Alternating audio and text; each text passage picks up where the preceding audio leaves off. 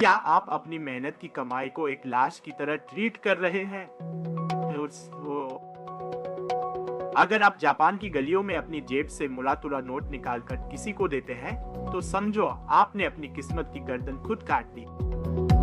Tokyo के neon बल्बों के नीचे और क्योटो के शांत मंदिरों के पीछे एक ऐसा खेल चल रहा है जो आपकी सोच से परे है। यहाँ पैसा सिर्फ कागज नहीं है, बल्कि एक जीता जागता देवता है जिसकी अपनी आत्मा। जापान के लोग अपने बटुए को गंदी जगहों पर कभी नहीं रखते। एक जापानी बिजनेसमैन अपना कीमती लेदर वॉलेट कभी भी फर्श पर या टॉयलेट के पास नहीं छोड़ेगा। उनके लिए पैसा एक इज्जतदार मेहमान की तरह है जिसे वीआईपी ट्रीटमेंट चाहिए हो। अगर आपने अपने नोटों को मरोड़कर जेब में ठूस लिया, तो जापानी मानते हैं कि लक्ष्मी आपसे नफरत करने लगेगी और आपका बैंक बैलेंस जीरो होने में देर नहीं लगेगी। वे लंबे वॉलेट इस्तेमाल करते हैं ताकि नोटों को कभी मोड़ना ना पड़े। वे चाहते हैं कि उनका पैसा सीधा और सुकून से रहे। अब एक ऐसी बात जो आपको हिला देगी, आपको हिला देगी। कामकुरा के एक पुराने मंदिर में अमीर लोग टोकरियों में अपने कैश को रखकर झरने के पानी से धोते। जी हाँ, आपने सही सुना। इसे जेनियाराई बेंजाइटन कहते हैं। वहाँ की हवा में अगरबत्ती की खुशबू और गीले नोटों की महक खुली होती है। वे मानते हैं कि अगर आप अपने पैसों को इस पवित्र पानी से धोते हैं, तो वो पैसा अपने साथ और हजारों नोटों को खींच कर लाए। यह कोई मजाक नहीं है। वहाँ अरबपति भी लाइन में लगकर अपने 5-5 हजार येन के नोटों को नहलाते हैं। लेकिन असली डर तो अंतिम संस्कार के पैसों में है। भारत में हम नए नोट शुभ मानते हैं, लेकिन जापान में अगर आप किसी के जनाजे पर कड़क नया नोट ले गए, तो समझो आपने महापाप कर दिया।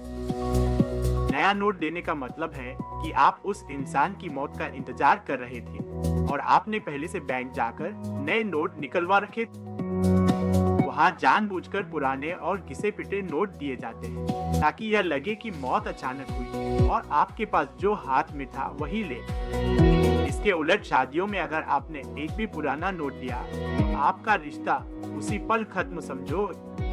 वहाँ सिर्फ और सिर्फ बैंक से निकले ताजे कड़क नोट चलते हैं। सिर्फ इतना ही नहीं, जापान के रईस लोग अपने वॉलेट में सांप की केंचुली का एक टुकड़ा रखते हैं।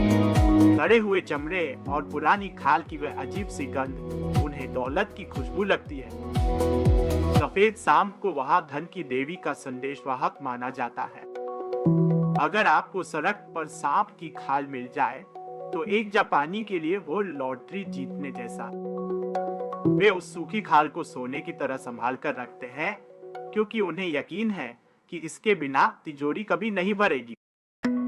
कभी टोक्यो के उन छोटे मंदिरों में जाना, जहां हजारों की संख्या में मनी की नेको, यानी वो हाथ हिलाने वाली बिल्लियां रखी होती। वो कोई खिलौना नहीं है। उनकी आंखों में एक अजीब सी चमक होती है जो आपको घूर रही होती। अगर बिल्ली का दायां हाथ उठा है, तो वो सीधे आपके पैसों को खींच रही है, और अगर बायां हाथ उठा है, तो वो ग्राहकों को अपनी तरफ बुला रही है।